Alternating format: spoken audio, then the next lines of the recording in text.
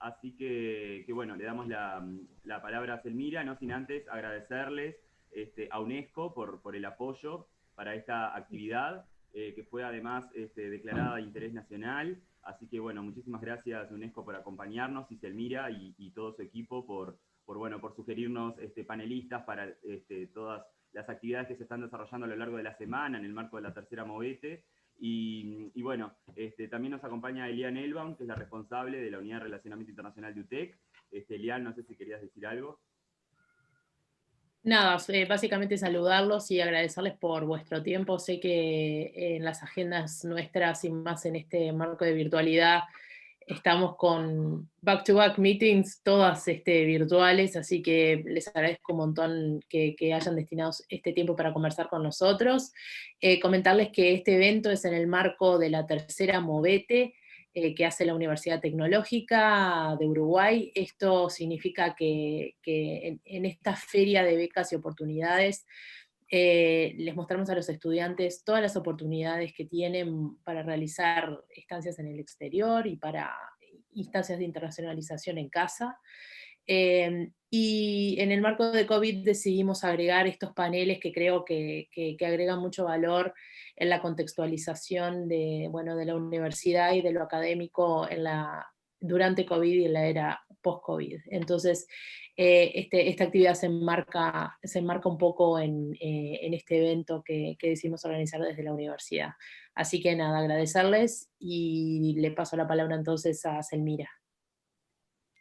Bueno, muy buenos días a todos nuestros panelistas y bueno, y a nuestros anfitriones desde la UTEC. Para UNESCO Montevideo es un placer acompañarlos y agradecemos al contrario la invitación y la deferencia y la confianza que depositaron en la UNESCO para esta actividad. Y bueno, tenemos una serie de conferencias magistrales en versión virtual, estas conferencias magistrales acotadas en el tiempo, para como decían, tratar de atomizar lo menos posible esta vida que tenemos llena de eventos virtuales. Pero voy a empezar por presentar a nuestros tres panelistas para contarles cuáles son las charlas. El primero es Francesc Pedró, que es un colega de la UNESCO también, que desde mayo de 2019 asume la dirección del Instituto Internacional de UNESCO para la Educación Superior en América Latina y Caribe, y ESALC, UNESCO y ESALC. Previamente trabajaba en la sede de la UNESCO en el asesoramiento de políticas educativas. También trabajó en la OSD, en el Centro de Investigación e Innovación Educativa. Es licenciado en Educación de la Universidad Autónoma de Barcelona, con un doctorado de la UNED en Madrid. Realizó estudios postdoctorales de políticas públicas comparadas en el Instituto de Educación de la Universidad de Londres, en Reino Unido. Es catedrático de Políticas Comparadas de Educación en el Departamento de Ciencias Políticas de la Universidad Pompeu Fabra de Barcelona, donde ha ocupado la dirección de su programa de calidad. Asimismo, fue previamente vicerrector de Investigación Educativa e Innovación de la Universidad Abierta de Cataluña, Barcelona. Bueno, y además de todo es un excelente colega, un referente para nosotros en la UNESCO y creo que para todos fuera de la UNESCO también, así que es un privilegio, Francesc, que nos acompañes hoy. Muchísimas gracias, muy agradecida que hayas respondido a esta convocatoria. A continuación voy a presentar a nuestro segundo panelista, que es Félix García Lausín, que es coordinador del Espacio Iberoamericano de Conocimiento de la Secretaría General Iberoamericana de la CEGIB. Que es una responsabilidad adicional a la de secretario general del Consejo Universitario Iberoamericano. Desde 2017 ejerce también la Secretaría Ejecutiva del Consejo Universitario CELAC Unión Europea, que es una institución constituida a partir de la Cumbre de Presidentes de Consejos de Rectores CELAC Unión Europea. Entre 2004 y 2011 asesoró al Gabinete de la Presidencia del Gobierno de España, el Secretario General de Coordinación Universitaria, que son dependientes del Ministerio, el primero del Ministerio de Educación y Ciencia y luego de Ciencia e Innovación. También fue secretario general de la Conferencia de Rectores de Universidades Españolas, así como asesor de la Dirección General de Universidades e Investigación de la Comunidad de Madrid, entre otras responsabilidades y actividades académicas y políticas. Así que Félix, también muy agradecidos por la compañía y por compartir esta charla que nos vas a dar, que ahora después voy a contar cuáles son los títulos, y bueno, ellos van a hablar mucho más de los contenidos. Muchísimas gracias por acompañarnos. Y bueno, Amadeo Sosa, que ya lo conocemos también. Amadeo, un gusto, un placer encontrarte nuevamente. Amadeo Sosa es licenciado en Educación y magíster en Política y Gestión Educativa, con diploma en Ciencias Sociales y en Educación, y es profesor universitario, consultor nacional en temas educativos, bueno, además autor de artículos educativos tanto a nivel nacional como internacional, y bueno, y pertenece al equipo de la UTEC, y hemos tenido el privilegio de encontrarnos en algunos ámbitos previo a esto. Entonces, los vamos a invitar a presentar sus conferencias, yo diría en un tiempo de 25 o 30 minutos, para poder ojalá dejar espacio a algunas preguntas, y también para no exceder las 2 horas, así que en algún momento les voy a estar haciendo señas cuando vea que se están pasando de esos tiempos. Y empezamos entonces con la presentación de Francesc Pedró, que se titula La transformación de la educación universitaria, tendencias internacionales. Adelante entonces, Francesc, y yo me voy a enmudecer. Muy bien, muchísimas gracias. De verdad que es un placer. De verdad que es un placer estar con todos ustedes aquí, y en particular con los panelistas que me acompañan. Un saludo muy afectuoso a Félix García Lausín, a quien hace tiempo que no veo presencialmente, pero que lógicamente es un gran amigo y un representante de una organización que se caracteriza precisamente por apoyar el desarrollo del espacio iberoamericano de educación, algo en lo que todos deberíamos estar aún más comprometidos si cabe.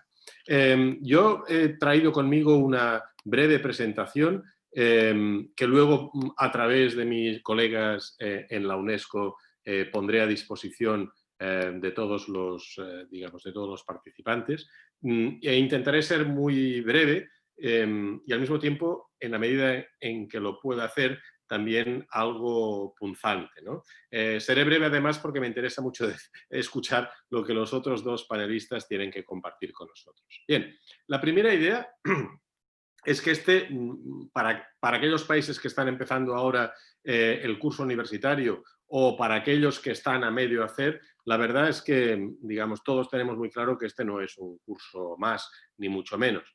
Lo que podría resumir, en definitiva, la realidad con la que las instituciones de educación superior en Europa occidental, en Europa del Este, en Norteamérica y también en América Latina, insisto, aunque estén en momentos distintos del año académico, es que hay que adaptarse para garantizar la continuidad pedagógica. Y en este sentido, quiero compartir con vosotros una primera gráfica que muestra en el contexto de los Estados Unidos cuál es la realidad de las universidades, incluyendo los colleges y también los estudios de posgrado, ¿no?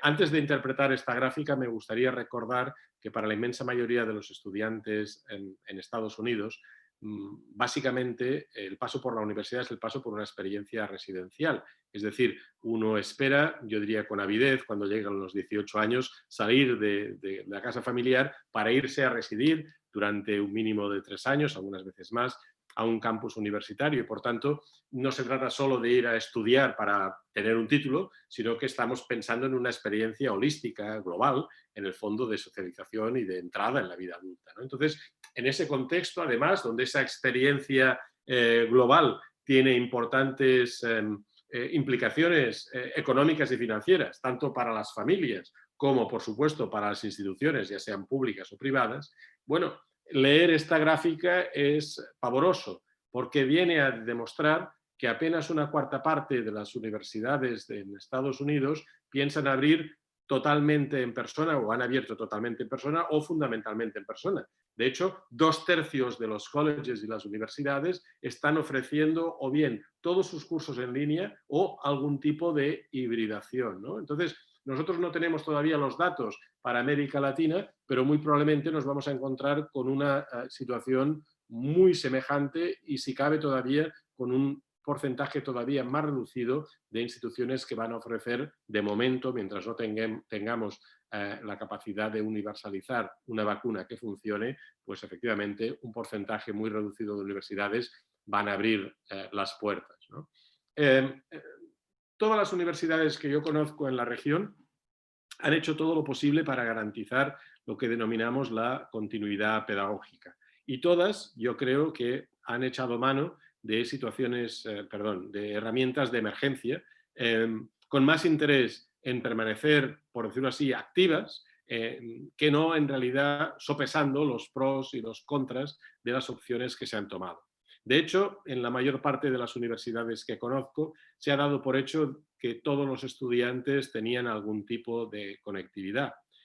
Y en realidad lo que está sucediendo, y estoy avanzando datos de un estudio que publicaremos en las 2 próximas semanas en el instituto, lo que sabemos es que la mayor parte de las universidades han intentado trasladar el formato de la clase presencial al formato de una clase en vídeo, cuando en realidad, como muestra esta gráfica, en términos generales, apenas el 51% de los hogares en América Latina cuenta con el equipamiento y el ancho de banda requeridos para poder seguir, por ejemplo, una actividad como la que estamos teniendo en este momento. En cambio, si las universidades hubieran tenido un plan de contingencia, es decir, hubieran podido anticipar que llegaría una crisis, cosa que probablemente vuelva a suceder en el futuro, viendo esta gráfica se habrían dado cuenta de que habría que partir del hecho que todos reconocemos como prácticamente universal, de que los estudiantes universitarios tienen en su bolsillo un smartphone. Que tengan o no muchos datos o pocos es distinto, pero el formato, por tanto, en el que se garantiza esa continuidad pedagógica debería tal vez haber sido tamizado por esa realidad que yo creo que en América Latina es muy distinta, por ejemplo, de la que se conoce en Europa o en Estados Unidos. Por tanto, hay un primer problema, si me permitís, de conectividad en lo tecnológico. Es posible que muchos estudiantes tengan equipamiento, pero no necesariamente el ancho de banda o el volumen de datos requeridos para una experiencia intensa de vídeo, ¿no? Pero esa continuidad pedagógica presenta también un segundo elemento de desconexión.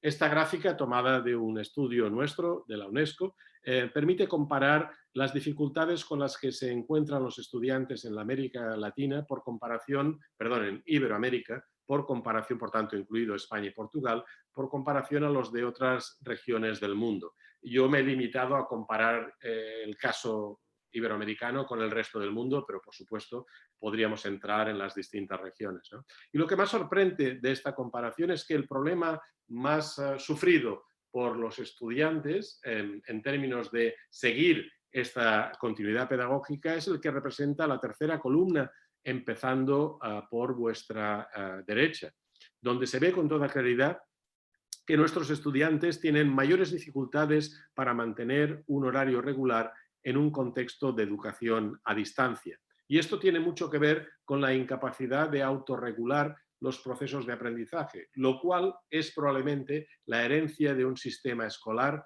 que crea futuros estudiantes dependientes. Estamos hablando de estudiantes siempre de pregrado, por decirlo así, que están acostumbrados a asistir a una institución que les marca los horarios, que les marca lógicamente las aulas a las que deben ir, que les dice exactamente qué es lo que deben hacer en cada momento.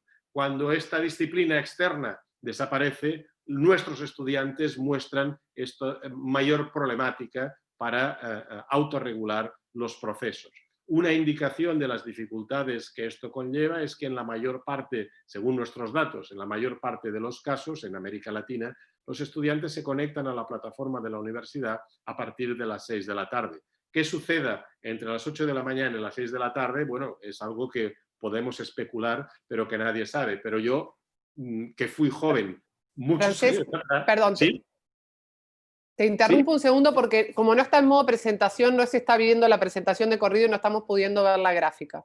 A ver si lo pones en modo presentación. En modo presentación. Yo creí como que abarque toda la pantalla, a ver, ¿qué es eso? ¿Sí? ¿Es eso? ¿Ahora se ve? A ver, ¿no? capaz que demora un poco. No. Si capaz si tocas F5. F5. Bueno, estoy en un Mac. Ah, Mac. Entonces, Vamos a ver, un momento. sería... Voy a intentar algo, un momento nada más. Voy a intentar algo. ¿Ahora? ¿Mejor? Ahora Ahora perfecto, sí, perfecto. Muy bien. Gracias. Disculpad, pero no me había dado cuenta. En cualquier caso, a lo que iba. Yo creo que es muy importante digamos, fijar la atención sobre esta segunda posibilidad de desconexión, que es una desconexión en parte derivada de la falta de capacidad de autorregulación, que yo imputo lógicamente a las formas de enseñanza y aprendizaje del sistema escolar, pero también muy probablemente a una dificultad vinculada también a la calidad de la oferta que desde las universidades se les está proponiendo, que insisto, que ha sido durante meses una oferta de emergencia y que en algunos casos ya está madurando. Bien, ¿cuáles son los efectos a corto y a medio plazo de esta continuidad pedagógica o, si queréis, digamos, de esta problemática vinculada a la desconexión en lo tecnológico, en lo personal y tal vez también en lo pedagógico? Bueno, yo diría que hay dos pérdidas fundamentales y una ganancia que no debemos dejar de aprovechar. Las dos pérdidas son de sobras conocidas. La primera es que estamos perdiendo estudiantes. Estamos perdiendo un número muy importante de estudiantes que pertenecen sobre todo a los estratos más vulnerables de nuestra sociedad. Es mucho más probable que un estudiante que representa la primera generación en su familia que accede a la universidad no vuelva cuando podamos volver, porque es el tipo de estudiante, en primer lugar, que más dificultades tiene en todos los órdenes de la conectividad, y es el tipo de estudiantes también que, además, en un contexto, digamos, de parón económico, más probable es que viva en una familia que difícilmente puede soportar el coste asociado a volver a mandarle a la universidad. Necesita, lógicamente, que haga lo posible para incorporar algún ingreso en el hogar. Esto, además, es más flagrante o se va a dejar sentir más todavía en el caso de las chicas, por razones obvias vinculadas a las estructuras patriarcales tradicionales que son típicas en la mayor parte de nuestros países. Por consiguiente, la situación peor será vivida por estudiantes vulnerables que sean chicas, además, ¿no? Lo que hemos visto en los sistemas que están reabriendo es que las pérdidas pueden ir desde el 3 hasta el 15%. No tenemos datos todavía sobre lo que está sucediendo o lo que esté sucediendo en América Latina, pero estoy seguro que nos moveremos también sobre esas cifras que son espeluznantes porque significan volver atrás una década en términos de equidad de acceso. Además, es muy importante también darse cuenta de que no solo perdemos estudiantes, sino que perdemos capacidad de aprender.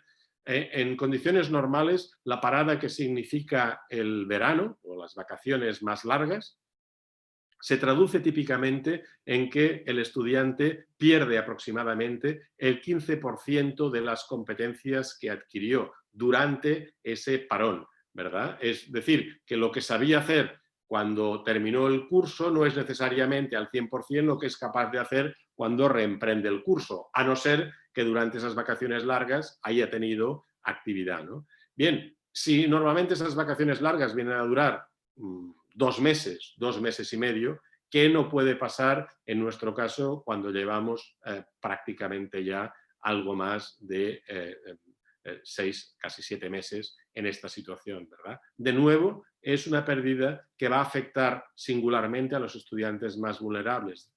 Por eso en la UNESCO acostumbramos a decir que la letra mayúscula que mejor representa lo que está pasando es la letra K. La letra K en mayúsculas, si la dibujáis, tiene, aparte del palo vertical, uno que apunta hacia arriba y otro que apunta hacia abajo, ¿verdad? Lo que está sucediendo es que las distancias entre aquellos que más saben, que son muchas veces aquellos que más tienen de partida, y aquellos que menos saben, que son los que menos tienen, se van a ampliar, ¿verdad? Como está sucediendo como si intentamos dibujar la letra K. Pero vamos a lo positivo. Lo positivo, probablemente haya más cosas, pero en aras del tiempo me quiero centrar en esta, es la ganancia que las instituciones universitarias pueden tener en transformación digital. Por tanto, cuando hablamos de lo que pueda ser la transformación de la educación superior e imaginamos cómo será el día después, yo tengo que decir que será un día después caracterizado en primer lugar por una mayor inequidad, por un retraso, con una vuelta atrás en el tiempo, probablemente una década, pero además es probable que sea una oportunidad para transformar enormemente los procesos de enseñanza y aprendizaje. Estamos viviendo un experimento masivo, aunque mal diseñado, de uso de la tecnología en la docencia universitaria, y puesto que somos todos académicos, haríamos mal en no tratar esta experiencia desde el punto de vista científico e intentar ver qué lecciones podemos aprender, qué es lo que ha funcionado y por qué, y qué es lo que no ha funcionado y también por qué, ¿no? Y esto en un contexto, además, en que las oportunidades que ofrece la tecnología para mejorar la calidad, que no necesariamente la equidad en la provisión de educación superior, ya estaban ahí mucho antes de que llegara la pandemia. Fijaros, estas cifras que describen el panorama de la educación superior en la Unión Europea ya nos muestran claramente que la inmensa mayoría de universidades 5 años atrás ya tenían ofertas de cursos híbridos, es decir, que es mayoritariamente tanto como decir que en Europa la experiencia de un estudiante de pregrado ya es híbrida, por lo menos desde hace 5 años. Pero además, todas las universidades, y no solo las universidades a distancia, contaban también desde entonces con programas enteramente en línea. Y eso es, yo creo, lo que va a marcar el futuro. Es decir, gracias a que todos, incluso aquellos que satanizaban el uso de la tecnología en educación superior, han pasado por esta situación de obligado uso, de una u otra manera tienen ante sí 2 oportunidades. En primer lugar, lanzarse a lo que sería la educación superior, incluso desde una perspectiva transnacional, y en segundo lugar, mejorar al mismo tiempo la experiencia cotidiana de aprendizaje por parte de los estudiantes, gracias particularmente al uso de plataformas, ¿no? La tecnología está redefiniendo en todo el mundo la provisión de la educación superior. Esto está muy claro, por ejemplo, en el crecimiento de cursos masivos en línea, que eso sí, afectan fundamentalmente áreas muy específicas como pueden ser la gestión empresarial o el mundo de la programación y la computación. Pero aún así hemos pasado prácticamente en menos de una década de no tener nada a tener una oferta que proviene de las universidades más prestigiosas del mundo, incluyendo algunas en América Latina, que es realmente impresionante. Estamos hablando de miles de millares de personas que están siguiendo estos cursos, ¿verdad? Además, esto se produce en un contexto en el que yo no tengo las cifras de Uruguay, solo tengo acumuladas Argentina, Colombia y México por una parte y Brasil por otra. Bien, la confianza en la educación superior, el convencimiento por parte de la población adulta de que no se trata de una oferta en la periferia del sistema, sino de que en menos de 10 años habrá más estudiantes de educación superior en línea que no en las universidades tradicionales. Si será o no verdad, todavía no lo sabemos, ya lo veremos, ¿verdad? Pero esa confianza denota ciertamente que la oportunidad está ahí y que, por tanto, las universidades avispadas, públicas y privadas, tienen ante sí una expectativa que probablemente tengan la capacidad de colmar. Esto en cuanto a la educación a distancia.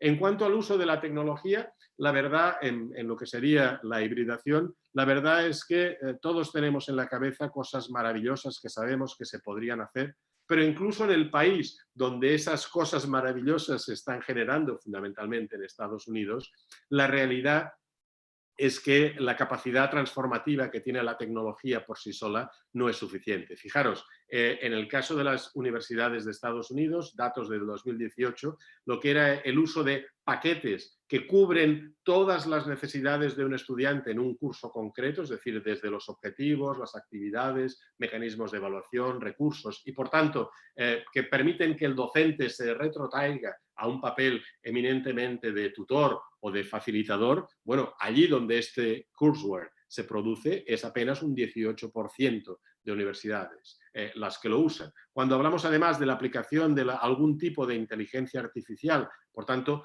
la capacidad que esas mismas aplicaciones tienen de sugerir a cada estudiante un itinerario distinto en función de sus necesidades, de sus expectativas y de su capacidad, pues aún es menor, es apenas un 10%. Y el ritmo de crecimiento, si miramos hacia atrás, tampoco es especialmente rápido. Por consiguiente, digamos que estamos sembrando, pero todavía estamos lejos de empezar a ver ante nosotros un bosque verdaderamente totalmente lleno de árboles, ¿no? Además, quisiera añadir, y con esto ya voy cerrando, que la perspectiva de los estudiantes es también una perspectiva que incluso, me gustaría insistir sobre esto, en el caso de los Estados Unidos, donde se busca fundamentalmente una experiencia de vida, digamos, una experiencia de entrada en la adultez, la mayor parte de los estudiantes han ido evolucionando, como muestra esta gráfica, y su preferencia ya no es de tener solo clases presenciales, sino de tener una oferta que sea de naturaleza híbrida. Por consiguiente, tenemos una población adulta, las familias, si queréis, el entorno, que es favorable al uso de la tecnología. Hemos pasado todos por este experimento y, por tanto, nadie ha quedado exento de pasar por él, y además tenemos una base de estudiantes que tal vez en nuestra región no esté suficientemente equipada, pero sí que está dispuesta probablemente a asumir lo que serían las oportunidades que vienen con esta hibridación. Para poderla hacer realidad, nosotros necesitamos, en primer lugar, varias cosas. Desde luego, un soporte tecnológico con la plataforma No Basta. Quiero recordar en este sentido que Naciones Unidas viene pidiendo desde hace una década que el acceso a Internet sea considerado como un derecho humano. Y yo creo que esto tiene, lógicamente, muchísimas variables, pero claro, otro gallo nos cantaría si efectivamente tuviéramos políticas públicas en la región que fomentaran el acceso a Internet, en particular en aquellos lugares y en aquellas poblaciones donde la oferta comercial probablemente no alcance o no sea viable, ¿verdad? Por tanto, sí, plataformas sí, pero por encima de todo, conectividad. Pero dejando de esto a escala institucional, lo primero que tenemos que hacer es convencer al profesorado. Y ese convencimiento, que ahora opera sobre una base ya de conocimiento o de experiencia prácticamente universal, pasa fundamentalmente por dos cosas. La primera es utilizar evidencias que demuestren que gracias al uso de la tecnología el estudiante puede aprender más y mejor. Utilizar, en segundo lugar, evidencias también que demuestren que gracias a la tecnología el profesor, la profesora, puede optimizar su tiempo, que es un bien escaso. Y, en tercer lugar, creando incentivos que reflejen en la carrera, en la progresión, en la carrera docente, ese compromiso con la innovación docente. Además, necesitamos apoyar a esos docentes. Es decir, yo no conozco a ninguna universidad que no se haya dedicado a promover desde hace, probablemente en algunos casos, más de una década, cursos de formación al profesorado. Pero en realidad, fijaros que lo que probablemente el profesorado quiere no es tanto que venga un agente externo y le explique lo que tiene que hacer, sino conocer de la mano de alguien que trabaja en sus mismas condiciones y, mejor aún, en su misma universidad, qué es lo que él ha conseguido hacer y, por tanto, algo que está relativamente al alcance porque está probablemente en mi zona de confort. Por consiguiente, el apoyo que requiere el profesor no es un apoyo externo, no son cursos que venga un profesor de no sé qué universidad avanzada, ¿verdad?, del siglo XXII y le cuente las maravillas que está haciendo, sino más bien el apoyo de un docente que está en el aula de al lado y que ha conseguido tal vez algunos progresos, ¿verdad? Es ese apoyo el que las universidades tienen que saber gestionar adecuadamente. Y por consiguiente también, gracias a este apoyo es muy importante que se generen más y más evidencias acerca de lo que funciona y por qué. Y en este sentido, ya terminando,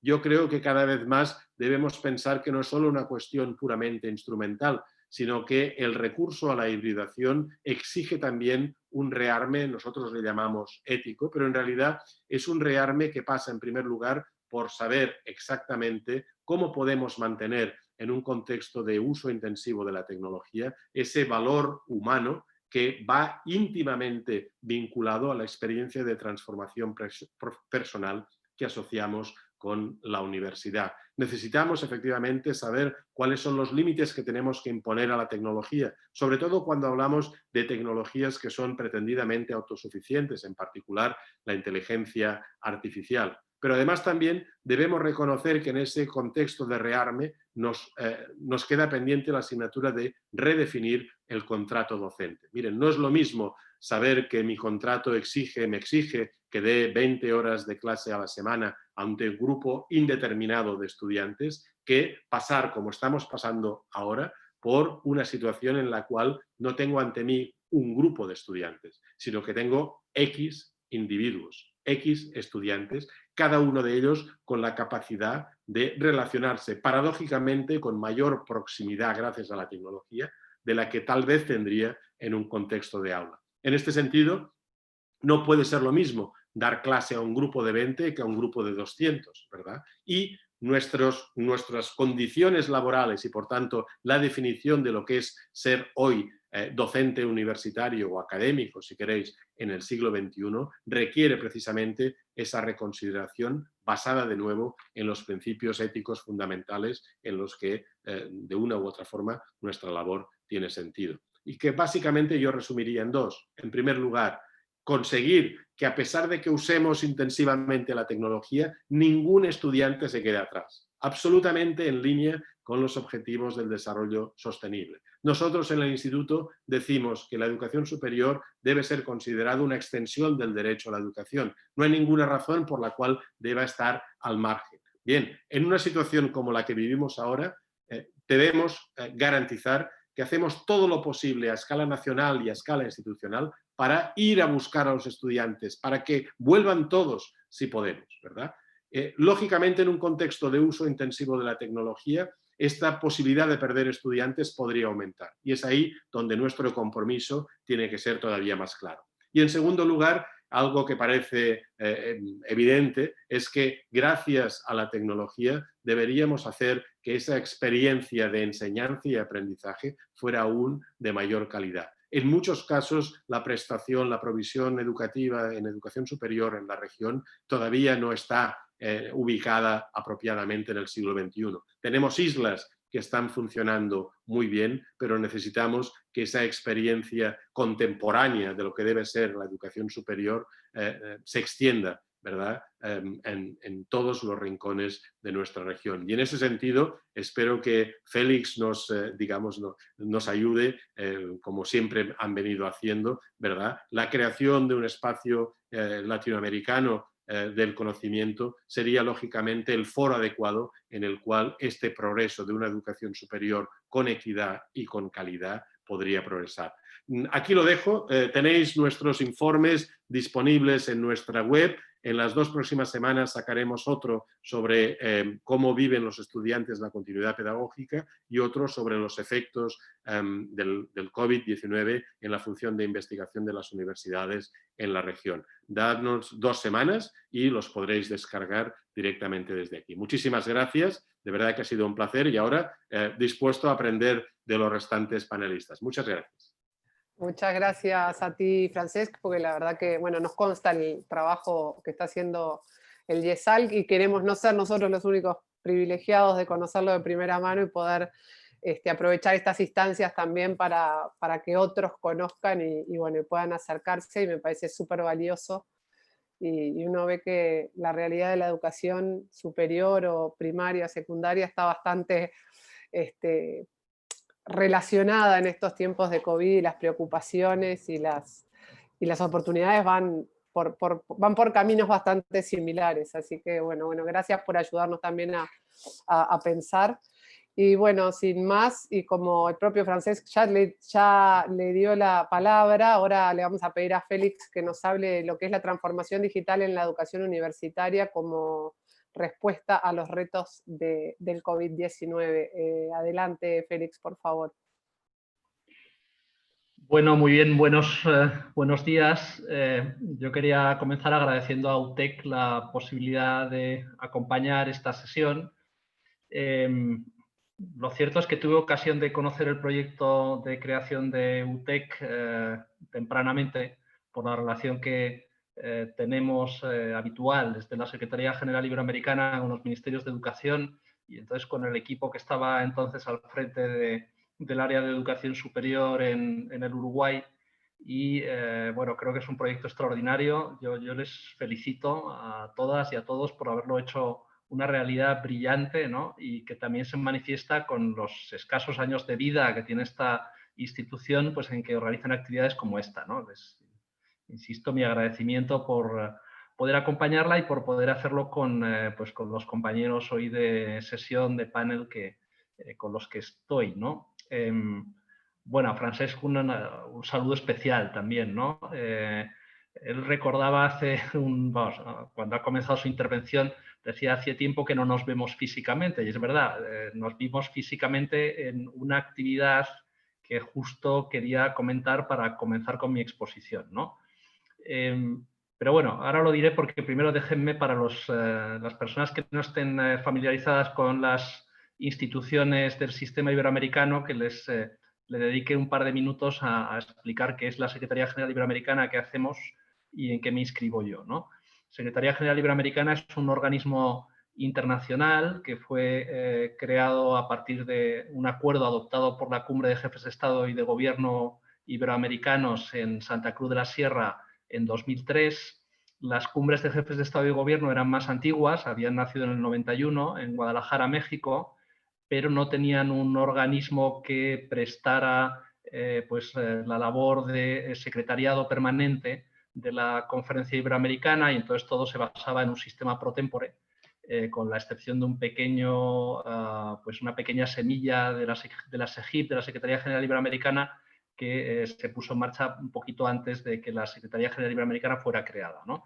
Nuestra labor, por tanto, es la de actuar como secretariado permanente de la Conferencia Iberoamericana, como espacio de encuentro de los estados iberoamericanos, los 3 que están en Europa y los 19 que están en Latinoamérica, y también nuestra labor se extiende no solo a la organización de las propias cumbres de jefes de Estado y de Gobierno y todas las reuniones ministeriales preparatorias y de otro tipo, sino también a que los mandatos que acuerdan los jefes de Estado y de Gobierno y los ministros y ministras se traduzcan en actuaciones concretas, ¿no? Esto es la Secretaría General Iberoamericana.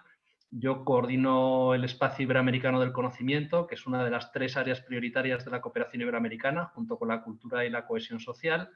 Y el Espacio Iberoamericano del Conocimiento que dirijo incluye todos los temas referidos a educación, con mucho énfasis en educación superior, ciencia, tecnología e innovación, ¿no? Lo que viene a caracterizar la definición clásica del triángulo del conocimiento, ¿no? Y bueno, ahora sí que voy a lo que nos habíamos, la última vez que Francesc y yo nos vimos, que fue en La Habana, Cuba, en el contexto de la realización de la reunión de ministras, ministros y altas autoridades de educación superior iberoamericana preparatoria de la cumbre de jefes de Estado y de Gobierno próxima, y también de la celebración de un congreso internacional que el Ministerio de Educación Superior de Cuba organiza bienalmente, que es su universidad, ¿no? Era el contexto de Universidad 2020, era el contexto de la reunión de ministras, ministros y altas autoridades de educación superior iberoamericana, y era el contexto en el que todavía no nos habíamos visto azotados por el coronavirus, ¿no? Y era cuando se podía viajar, esto es obvio, ¿no? Y fíjense lo que son las cosas que en esa reunión, uno de los acuerdos que se tomaron fue el de impulsar la formulación de una estrategia iberoamericana para la transformación digital de la educación superior. Y claro, la pandemia no se veía por ningún lado. Había algunas noticias de un virus nuevo en China, pero lo cierto es que lo que sí que estaba encima de la mesa en aquel momento era la importancia que tenía que las universidades avanzaran, y la educación superior en general, en un proceso de transformación digital, en el sentido de una incorporación mayor y más eficaz y eficiente de las tecnologías digitales en la actividad de las instituciones, ¿no? Incluso sí que es verdad que recordaremos todos, han pasado muchos meses ya de pandemia también, como recordaba Francesc, sí que es verdad que ya había debates sobre si el modelo de universidad presencial, en el sentido clásico, ¿no? Las universidades clásicas, como se refería también Francesc a ellas, tenían la vigencia que tuvieron en otro tiempo o no, ¿no? O si finalmente justo este nuevo paradigma de lo digital iba a terminar desplazando a la institución universitaria clásica, iba a instalarse y a consolidar algo que se percibe y se define como la pérdida del monopolio, entre comillas, de la educación superior por parte de las instituciones universitarias, ¿no? Esto era un debate que ya estaba. Ese debate ya estaba, las tecnologías ya estaban y avanzaban a gran velocidad, mucho conocimiento en el ámbito de lo digital y fundamentalmente también en herramientas relacionadas con la inteligencia artificial ya estaban allí, pero no se aplicaban en toda su medida o no eran conocidas en toda su medida, pero no había lo que vino después, ¿no? Y lo que vino después, en efecto, es la propagación rapidísima y con todas las consecuencias que conocemos. Afortunadamente, pues no igual de intensa en todos los países, y lo digo en el sentido de afortunado para aquellos países que se han visto menos afectados, como puede ser el caso de Uruguay, que es una alegría para todos los iberoamericanos que, pues, ver que por lo menos hay algún país y algunos de nuestros países que están menos afectados por la pandemia, ¿no? Pues cuando esto vino, en fin, es recordar la historia relativamente cercana, aunque parezca que ha pasado mucho tiempo, ¿no? En el mes de marzo, de repente, nos vimos en nuestra inmensa mayoría confinados en nuestros domicilios y, claro, las instituciones de educación superior se vieron obligadas a suspender cualquier tipo de actividad presencial justo para contribuir al mantenimiento de la distancia social como medida para evitar o ralentizar al menos la propagación del virus, ¿no?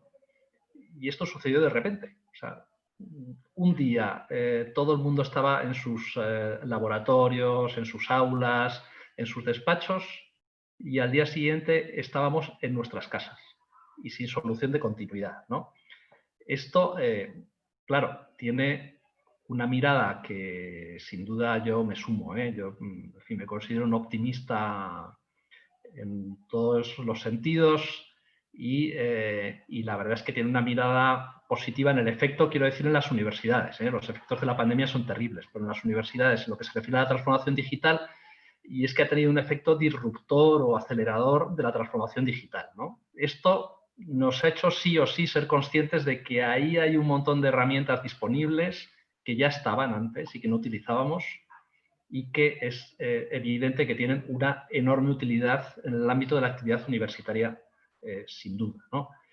Pero junto a esto, que podía considerarse como algo positivo, dinamizador, en fin, que en todo caso es una oportunidad, pues afloraron toda otra serie de cuestiones más vinculadas con lo que yo al menos he venido a llamar en diversos momentos y actividades y reuniones la emergencia académica, ¿no? O la emergencia educativa, como la quieran llamar, ¿no? Hay una parte de aceleración, pero hay otra parte que es de emergencia, con todas las carencias que se manifiestan en una situación de este tipo y con todas las cuestiones que uno tiene que ser capaz de atender al mismo tiempo, ¿no? Sin olvidarse las diferentes dimensiones del impacto que la cosa tenía. Entonces, ahí, ¿qué hicimos desde el ámbito iberoamericano? Pero yo les quería contar un poco, yo creo que ha sido excelente la intervención de Francesc y también muy oportuno el orden, ¿no? Porque él ha presentado el estado de las cosas y así ahora me permite también a mí concentrarme en contarles qué es lo que estamos haciendo para reaccionar a esa situación, ¿no? Desde el ámbito iberoamericano. Y entonces, ¿ahí qué hicimos? Pues hicimos, por un lado, acelerar nosotros también la labor de formulación de la Estrategia Iberoamericana de Transformación Digital. O sea, esto era un acuerdo, como les decía, de una reunión que tuvo lugar en La Habana los días 10 y 11 de febrero.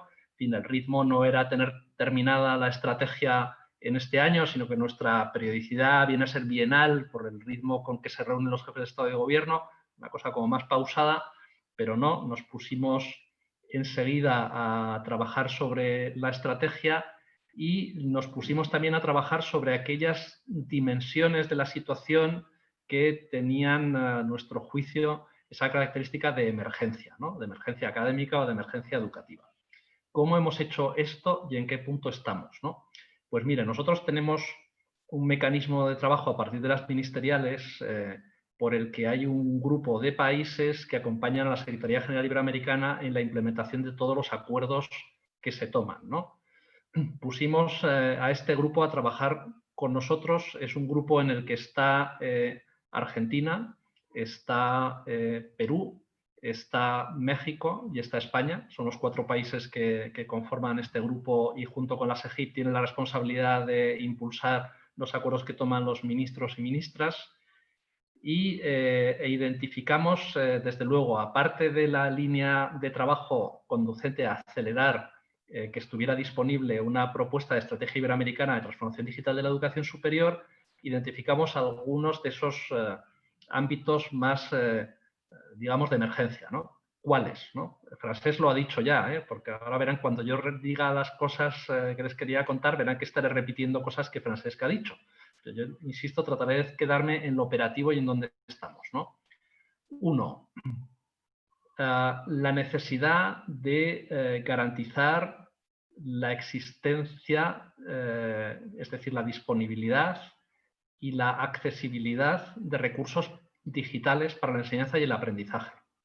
Porque, y además añadiría, ¿no?, de la suficiente cobertura y calidad, porque no es que no hubiera recursos digitales para la enseñanza y el aprendizaje, pero ni había todo, porque, en fin, esto había sido el resultado de un proceso no integral, salvo aquellas instituciones sin nativas digitales, otro tipo de instituciones de educación superior, ¿no?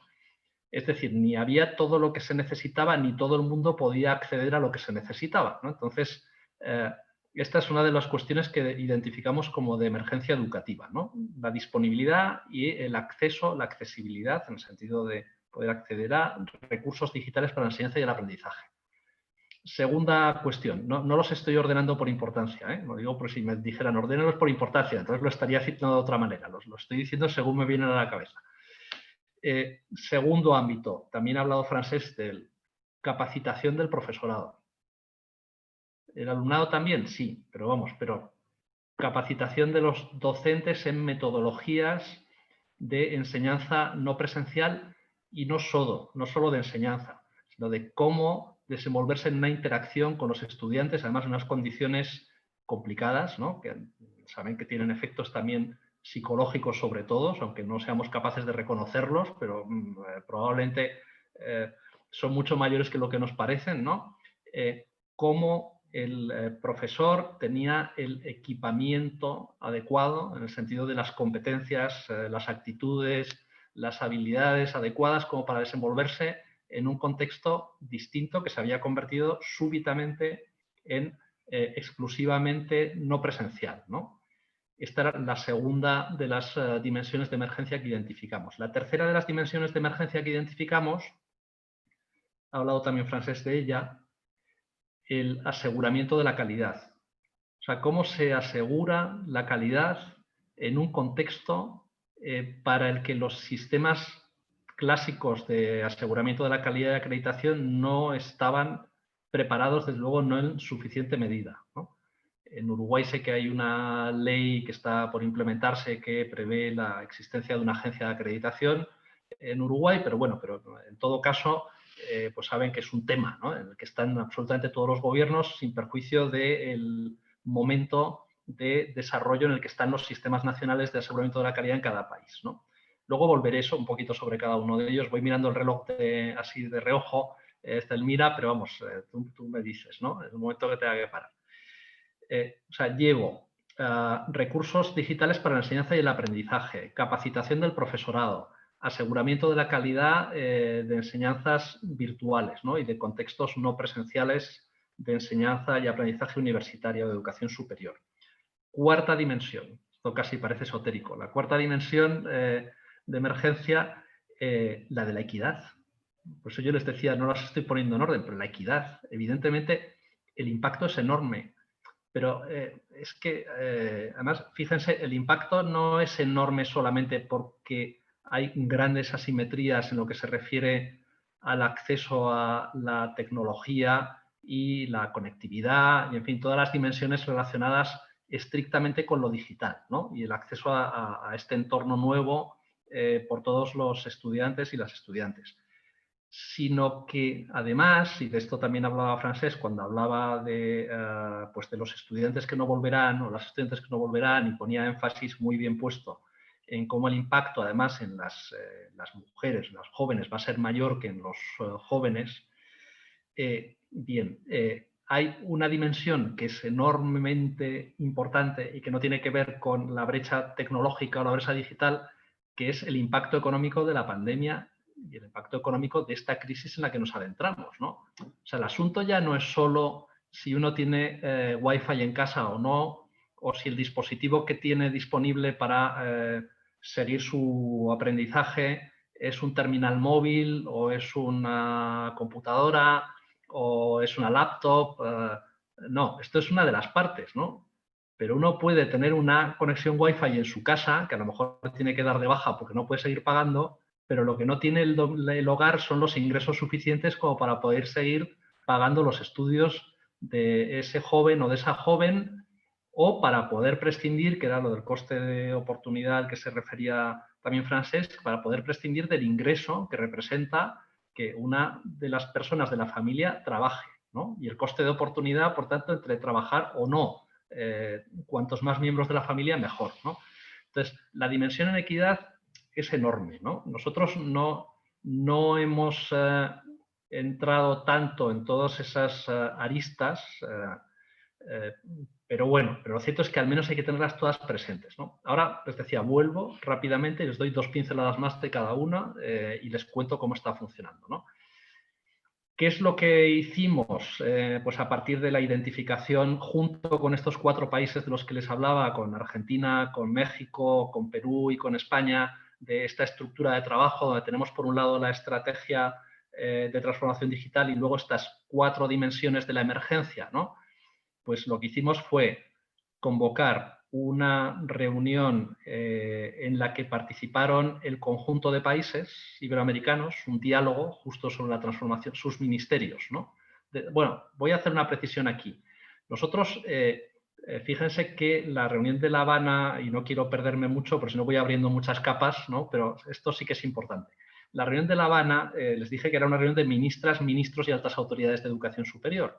¿Por qué hablamos de altas autoridades de educación superior también? Pues porque, como saben muy bien, y más en Uruguay, hay países donde la institución rectora de la política universitaria no es el gobierno, o sea, no es el Ministerio de Educación, sino que hay una institución de educación superior que tiene competencias sustantivas en materia de la política de educación superior universitaria, y entonces es incluso, en lo que se refiere a la densidad de competencias, más competente que el Ministerio de Educación, ¿no?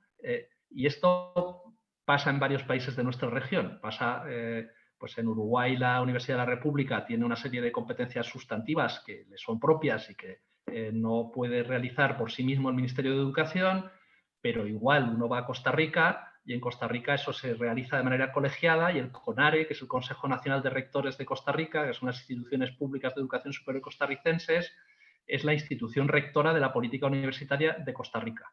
Y uno se va a Guatemala y es la San Carlos de Guatemala. Entonces nosotros en nuestras reuniones unimos a las instituciones que son rectoras de la política universitaria en cada país, ¿no? Y esto lleva a lo que lleva. Bueno, pues esta actividad que organizamos con todos los países, que tuvo lugar el día 29 de junio, en ella participaron los ministerios de educación o de educación superior o la institución, en todo caso, siempre rectora de la política universitaria del país. Y allí el grupo de trabajo de los 4 países presentó una estructura de trabajo en la que, teníamos la estrategia, por un lado, de transformación digital de la educación superior y estas 4 dimensiones de la emergencia.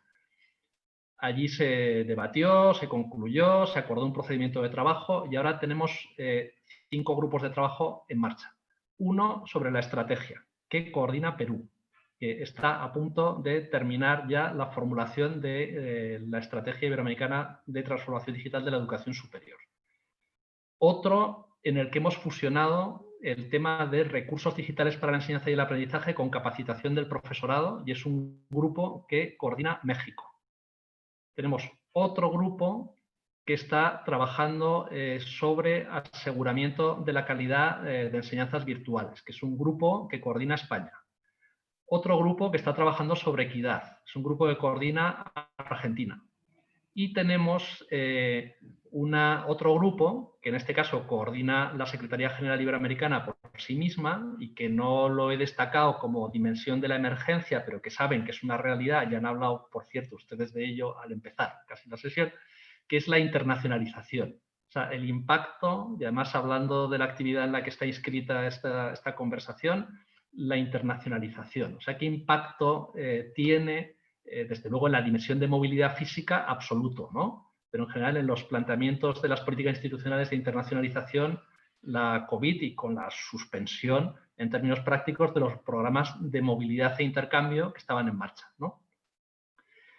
En esto es en lo que estamos trabajando. Justo de este último, del de la internacionalización, acabamos de lanzar junto con Marca Mercosur un premio a iniciativas innovadoras en temas de movilidad internacional virtual o no presencial, ¿no? En el tema de equidad, como les decía, Argentina... por cierto, el Grupo de Trabajo de Internacionalización ya ha terminado también su documento. En equidad, Argentina ha terminado un primer documento y siguen las reuniones del grupo de trabajo en la idea que esté concluido también su labor antes que termine este año. En aseguramiento de la calidad, igual, en fin, en todos los grupos estamos para terminar este año, ¿no? ¿Qué esperamos? Pues, ¿qué esperaríamos? Pues terminar el año con una nueva reunión de todas las autoridades a las que convocamos el día 29 de junio, reunión en la que se aprobarían, si todo va como pretendemos, ¿no? Con el debate y las modificaciones que sean precisas, todos estos documentos, y entraríamos en una fase más de ejecución, en la que nos gustaría, y esa es la orientación que estamos teniendo, varias cosas. ¿Cuánto me queda, Elmira? 3 minutos, que me estoy poniendo nervioso. ¿Cuánto me queda? ¿10 minutos? 9, 10 minutos está bien, Félix. Ah, qué felicidad. No, perdón, no, pero me estaba angustiando porque creía que iba fatal de tiempo. Iba mirando aquí, no, fenomenal, fenomenal. Vale. Por tanto, como les digo, tenemos toda esta estructura de trabajo, cada grupo es coordinado por el país que yo les decía, pero de él forman parte otros países que voluntariamente se han apuntado a ellos. Pretendemos tener terminada la labor con todos los documentos elaborados por estos grupos antes que termine el año. Pretendemos también tener esta segunda reunión de todos los países antes que termine el año para aprobar todas esas conclusiones y que incluye cada una de estas líneas de trabajo. Me refiero a las identificadas como de emergencia, ¿no? Como temas destacados o qué comentarios adicionales yo quisiera hacer antes de terminar con estos minutos que me quedaban, ¿no? Y vuelvo de una a otra o paso de una a otra una vez más, ¿no? En aseguramiento de la calidad. En aseguramiento de la calidad nosotros creemos que es muy importante que la región disponga de unos estándares y directrices, como diríamos en la nomenclatura europea, o de unas buenas prácticas en materia de aseguramiento de la calidad de la educación superior virtual, ¿no? Creemos que esto es muy importante porque, claro, Francesc se refería al enorme aumento que estaba habiendo de la oferta de enseñanzas en línea, ¿no? Esto es pues fantástico, según uno lo mire, pero también entraña, desde nuestro punto de vista, un riesgo bastante grande, ¿no?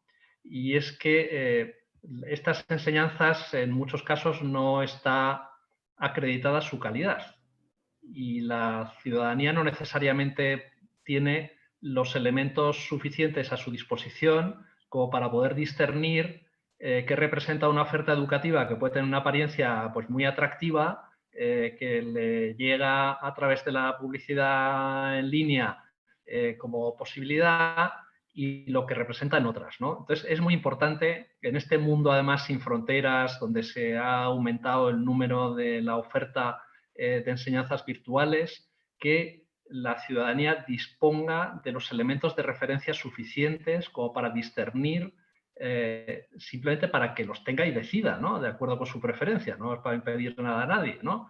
Qué es lo que representa cada una de estas ofertas que hay, ¿no? Por eso, ahí eso es algo que nos parece enormemente importante.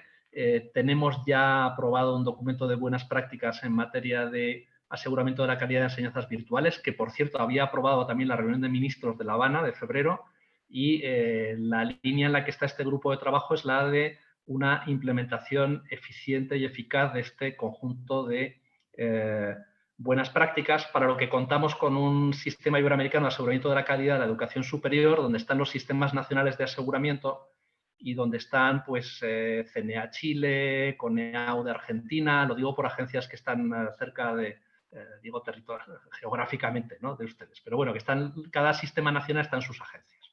Esto en aseguramiento de la calidad.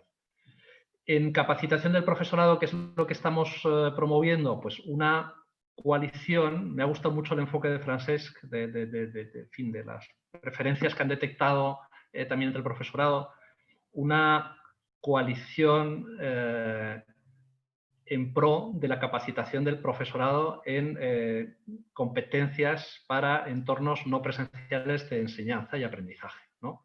Es decir, lo que queremos es que aquellas instituciones que están mejor equipadas en términos de capacidad formativa en estas metodologías la pongan a disposición de las instituciones que tienen menos desarrollada esta dimensión para todos avanzar más rápido, ¿no? Esto lo estamos haciendo con acuerdos con instituciones de educación superior, pero que el propósito es configurar, como les digo, un mecanismo de colaboración solidario entre las instituciones de educación superior iberoamericanas. Una de las primeras con las que hemos firmado es una en la que estuvo justo como vicerrector Francesc, ¿no? Que es la Oberta de Cataluña, que como saben es una universidad nativa digital y que bueno, pues lleva utilizando las metodologías de esta naturaleza desde hace mucho tiempo, ¿no? En el ámbito de la disponibilidad y acceso a recursos para el aprendizaje, el propósito es igualmente disponer de un sistema de producción y acceso y uso compartido de recursos para el aprendizaje, o sea, eso terminará por ahí el camino. En el tema de internacionalización ya les comenté, y me falta en el tema de equidad, el trabajo está ahora más relacionado con la brecha digital que con la otra gran brecha que ya teníamos y que ahora se profundiza, ¿no? Esto es cuando les decía que no estamos trabajando por igual en todo, pero terminaremos también trabajando en la principal, porque yo creo que es la que nos tiene que preocupar fundamentalmente, ¿no? Ahí, claro, el tema consiste en cómo garantiza uno los recursos suficientes como para que todas aquellas personas que necesitan de un apoyo económico para poder realizar estudios universitarios y que sus familias se vean compensadas por los menores ingresos que representa esa dedicación al estudio, pues los tengan, ¿no? Y ahí ni todos nuestros países son iguales, como saben, ni son iguales entre ellos, ni dentro de ellos, ni las universidades son en todos nuestros países gratuitas ni públicas, ni las universidades, en fin, hay una gran heterogeneidad, ¿no? Por eso esa parte es también compleja. Y bueno, ya termino, perdón, porque ya me empezaba a poner un poco espeso. Además, ahora sí, ahora me digas o no, Selmira, que he acabado. O sea, yo termino, en fin, agradeciéndoles de nuevo la posibilidad de acompañar esta conversación. Me interesa muchísimo el debate que podamos tener después, por eso esa fijación también con el tiempo. Y aquí estaré encantado y dispuesto para esa parte de la conversación que venga después. Muchas gracias. No, muchas gracias a ti, Félix, y te prometo que estuviste a tiempo, sumamente respetuosa con los tiempos, y me parece que planteaste también desafíos y cuestiones que complementan la presentación de Francesc, que creo que va a ser muy bien tomado ahora por nuestros colegas de la UTEC. Veían los participantes, que también había en los participantes que estamos directamente en la reunión, porque esto se está transmitiendo también en vivo por otros medios, y me parece que estaba el Ministerio de Educación, a quien hiciste referencia, así que me parece que puede haber una charla bien interesante después. Y bueno, para cerrar esta ronda de presentaciones magistrales, vamos a pedirle a Amadeo Sosa, el dueño de casa, que recoja el guante, bueno, y nos cuente desde la perspectiva de la UTEC, esto de enseñar y aprender en tiempos de COVID, cuál es la mirada de la educación superior tecnológica, que es el caso de nuestros anfitriones del día de hoy. Entonces, Amadeo, por favor, adelante.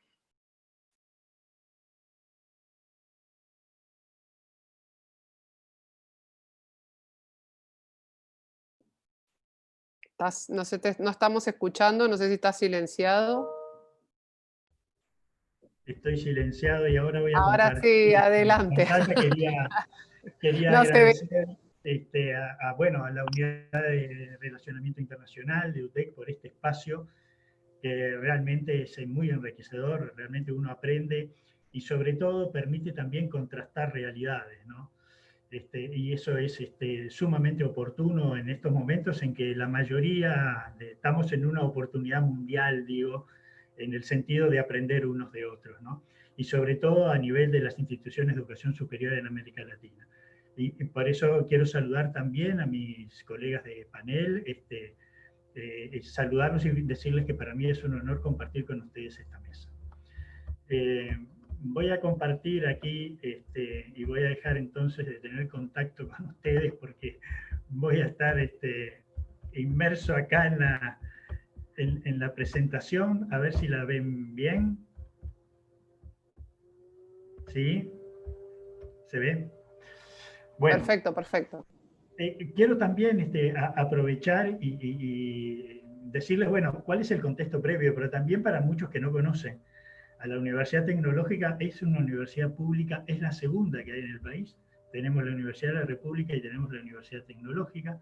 Tiene 8 años de creación, tiene actualmente 18 carreras que están distribuidas en 9 sedes y es una universidad del interior, muy vinculada al sector productivo. Quiero decir, 3 o 4 líneas solamente para decir, también enmarcar lo que se hizo, lo que trabajamos durante la pandemia y cuál es nuestra visión de futuro, estos desafíos e interpelaciones que tenemos del futuro, pero también enmarcados en lo que significa las fortalezas y las debilidades de ser una institución universitaria nueva. ¿Cómo nos encontró la pandemia? Bueno, un poco como decía Frances y Félix, recién comenzaban los cursos aquí en el sur. El viernes 13 de marzo ya ahí se decretó que no se iban a continuar los cursos, o sea que sábado y domingo fue de una intensa actividad para que el lunes 16 encontrara docentes y estudiantes por lo menos comunicados. Pero obviamente nos encontraba con vínculos muy frágiles desde el punto de vista pedagógico con los estudiantes y con los propios docentes, que algunos no habían comenzado sus clases. En ese momento potencialmente teníamos unos 1.400 estudiantes con posibilidad de comenzar sus cursos, de los cuales, y además 500 en la modalidad semipresencial a través de 2 carreras que ya la universidad tenía desarrolladas desde el 2015. También encontramos una situación, esta abrupta de cambio, que la vida tanto de docentes y estudiantes tenía ámbitos específicos, exclusivos. Es decir, las clases se daban acá y mi vida familiar estaba acá, ¿no? Tanto para estudiantes como para docentes, y eso fue también un cambio radical que ocurrió en apenas 48 horas. Nuestra universidad es del interior, como les decía, entonces muchos estudiantes, algunos estaban llegando a las sedes del interior, otros estaban ya acomodándose, digamos, acomodando su vida ahí en ese nuevo destino. Recuerdo que hay estudiantes de 155 localidades que van a los distintos puntos donde se desarrollan las carreras de UTEC. Esto rompe un poco esa visión macrocefálica de que fundamentalmente la oferta universitaria está en Montevideo. Esto comienza ya a partir de la creación de UTEC y con el acompañamiento también de la Universidad de la República, un proceso de descentralización desarrollando carreras en el interior del país. Pero en nuestro país se caracteriza por su macrocefalia. Estaban también preparados todos los trabajos de campo, todos los laboratorios armados ya para las primeras clases y nos encontraba a nivel institucional armando la planificación estratégica del 21 al 25, acompañando una nueva conducción de gobierno, ¿no? Es decir, bueno, ¿cómo vamos a trabajar en esto del 21 al 25? Donde además teníamos previsto justamente pasar de un 16% a un 75% las unidades curriculares de presenciales a virtuales. Quiero presentarles también rápidamente que el modelo educativo, y sobre todo para enmarcarlo también dentro de la pandemia, pero el modelo educativo de UTEC hace de un escenario convergente de tecnologías físicas, biológicas y químicas con el sector productivo. El modelo de aprendizaje necesariamente incluye las metodologías activas, el aprendizaje basado en proyectos. Y eso va acompañado de la infraestructura. Esto es lo que tiene, digamos, como fortaleza una universidad tecnológica nueva.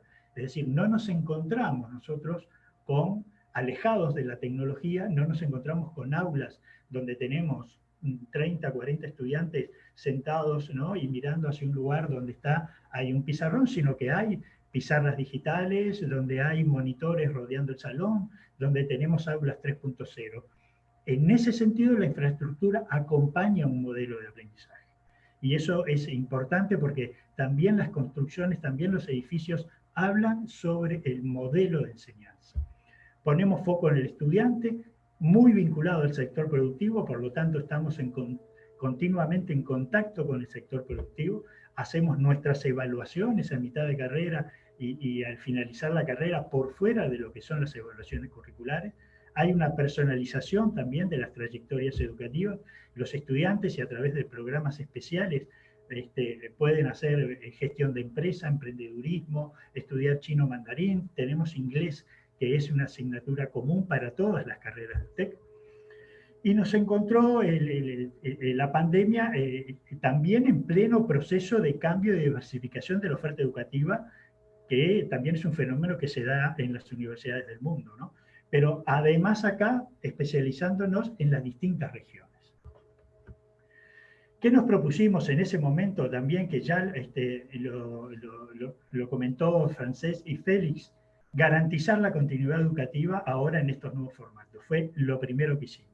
Asegurar el vínculo y la calidad educativa, pero llevando registro de las actividades que realizaban los estudiantes y cambiando la evaluación, porque ahora también cambiamos el enfoque, cambiamos el formato, pero rescato algo que decía Francés sobre la pérdida del costo pedagógico. Sí, hay un costo pedagógico, hubo una asimilación en principio deformante de esto que es: asimilamos la tecnología, la aplicamos, pero con concepciones de una pedagogía tradicional. Acá había que hacer el cambio rápidamente y eso requería de estar en contacto directo con los equipos docentes. Por eso esto de los equipos docentes orientados a la búsqueda de mejores estrategias de enseñanza, en cada instituto tecnológico regional, en cada sede de UTEC, los equipos docentes empezaron a trabajar en conjunto, empezaron a trabajar en el equipo, en el diseño, en la reformulación, en el rediseño de los objetivos que se habían marcado para el primer semestre, pero ya cuando empezamos dijimos, esto puede ser que terminemos cambiando los objetivos ya al finalizar el año, cosa que finalmente y lamentablemente se dio. ¿Dónde hicimos foco? ¿No? Ahí estaban los lineamientos del país, estaban los lineamientos institucionales, hicimos foco y nos apoyamos para trabajar en este plan de contingencia educativa en la unidad de comunicación. Es clave, fue clave y sigue siendo clave, pero en esos momentos mucho más, tener comunicaciones claras, claras a la interna y claras a la externa. Es decir, en lo interno nosotros teníamos que tener información hacia dónde vamos, cómo trabajábamos. En esta dispersión geográfica que tienen las distintas sedes de UTEC, los lineamientos deberían ser muy trabajados y la comunicación muy clara y específica. Desde la unidad de comunicación, además, se trabajó con docentes y con estudiantes a través de Twitter, Facebook, Instagram, digamos, con todas las posibilidades y los recursos de las redes sociales que era necesario tener a los estudiantes informados y también a los profesores informados. Recordemos, este cambio fue tan abrupto que nos encontró en distintas realidades, ¿no? Desde la Dirección de Educación, como les decía, trabajando con cada coordinador de carrera, con cada centro, cada realidad en Uruguay. Uruguay es un país muy pequeño, como decían los libros de geografía, de llanuras suavemente onduladas, pero sin embargo es muy diferente en cuanto al sistema productivo. Una cosa es en el sur, otra es en el norte. Bueno, y la realidad local también mostró diferencias con nuestros países hermanos, Brasil y Argentina, en cuanto al tratamiento de la pandemia o sindemia, como hoy suele llamársele. Y también entonces hay distintas realidades sanitarias en los distintos puntos del país. La fortaleza fueron los equipos docentes trabajando conjuntamente con los estudiantes en cada sede de UTEC.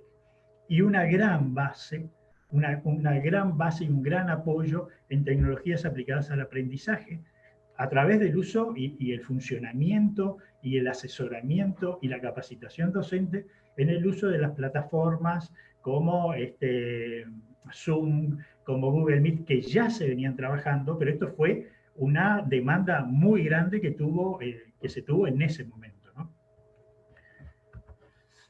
En las etapas del plan, lo primero, fase de emergencia, contacto con estudiantes y docentes para esto de garantizar y asegurar el vínculo.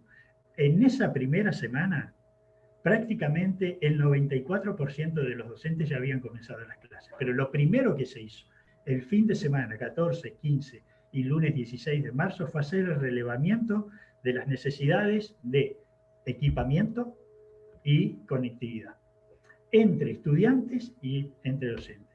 Se elaboraron formularios, se hizo todo el procesamiento de la información y se determinó dónde estaban las necesidades. Tenemos una suerte en Uruguay que también tenemos una conectividad muy alta, tenemos la fibra óptica prácticamente en todo el territorio, ya en la escuela, a través del plan Ceibal, todos los estudiantes tienen su propia computadora, eso ya se extendió a la educación media y nosotros ya tenemos estudiantes que vienen con esa tradición en el uso de tecnologías. No obstante, el desafío, como lo dijeron los colegas anteriores, era apoyar a los docentes en el uso de las tecnologías. Y eso era parte de esta primera fase de emergencia. Luego vino una fase de adaptación. Bueno, tenemos estos materiales, hay que adaptar, curar, clasificar, y sobre todo ahora empezar a reconfigurar todo el trabajo que ya se va dando con la concepción de aula virtual. Una fase de mejora que implicaba esto de evaluaciones en entornos virtuales, porque esto que hablábamos hoy de esa asimilación deformante de la tecnología, hacían que nuestras prácticas fueran las mismas, simplemente ahora mediadas por la tecnología. No era así, hubo que cambiar, hubo que empezar a trabajar, e incluso el desafío más grande era la parte de laboratorios, la parte experimental, la parte de los cursos prácticos. Y ahí requirió un gran pienso para ir sorteando esa enorme dificultad.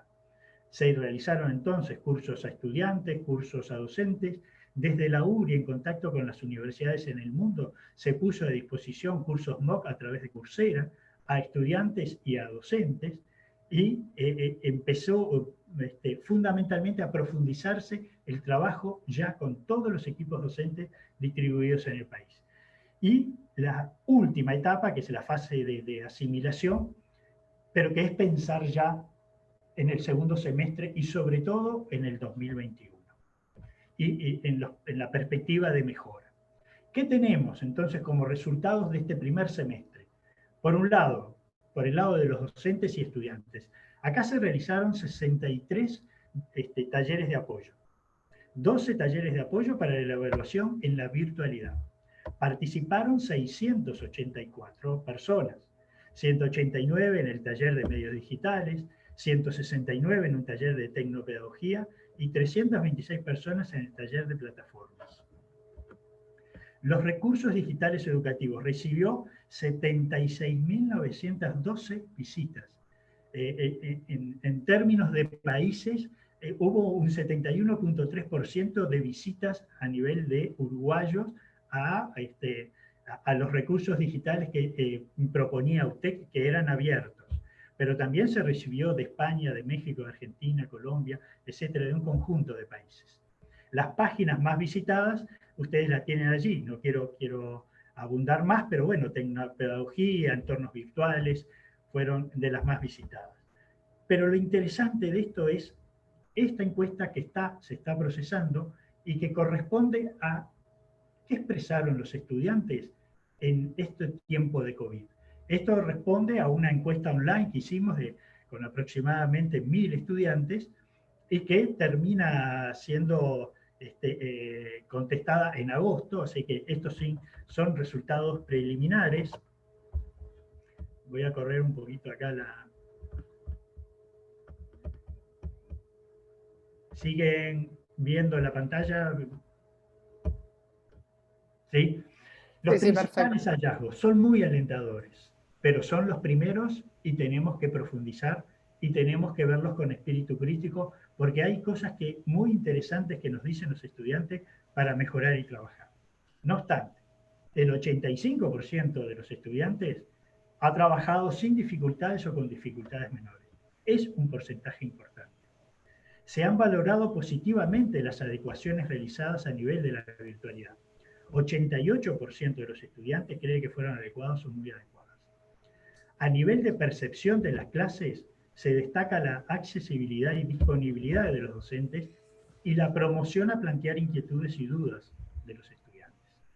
Y la amplia mayoría valora como adecuado el desempeño de los dispositivos informáticos, además de los equipos, las plataformas, Google Meet, Moodle, Zoom, la conectividad.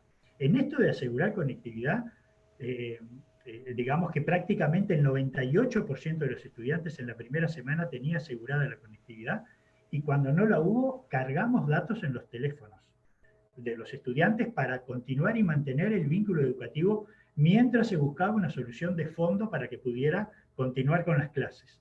Pero eso, quiero decir, fue la primera semana y la segunda semana clave en eso de mantener el vínculo. Con respecto yendo un poquito más al desgranamiento de esta encuesta que le hicimos a los estudiantes, lo que hablamos, 86% ha podido seguir sin problemas o con pocas dificultades las clases. 14% ha tenido algunas dificultades o no he podido seguir las clases con un 3%. Las adaptaciones a la virtualidad, un 88% establece como muy adecuadas y adecuadas, y un 8% inadecuadas, poco adecuadas, etc. Quisiera ahora recorrer rápidamente este punto porque es donde están un poco las lecciones aprendidas desde la percepción de los estudiantes. En el último punto, se promovía que los estudiantes plantearan dudas. Tenemos un 57% que dice siempre se promovía que los estudiantes plantearan sus dudas y un 35% que habla de muchas veces. Estamos alrededor de un 90 y algo % de los estudiantes, los profesores fomentaban esto de promover que los estudiantes plantearan dudas. Esto lo voy a llevar más adelante para tomarlo como también como un desafío y una oportunidad a continuar trabajando para el futuro. Cuando pregunté sobre dudas, los docentes me ayudaron. Y ahí tenemos un 54% que decía siempre y un 37% que dice muchas veces. Se escuchaba y consideraba la opinión de los estudiantes, 42 y 43%. ¿Dónde nos interpelan? ¿Dónde nos están diciendo acá hay que trabajar? En que los estudiantes nos involucramos plenamente en las clases. Y bueno, ahí hay un 20%.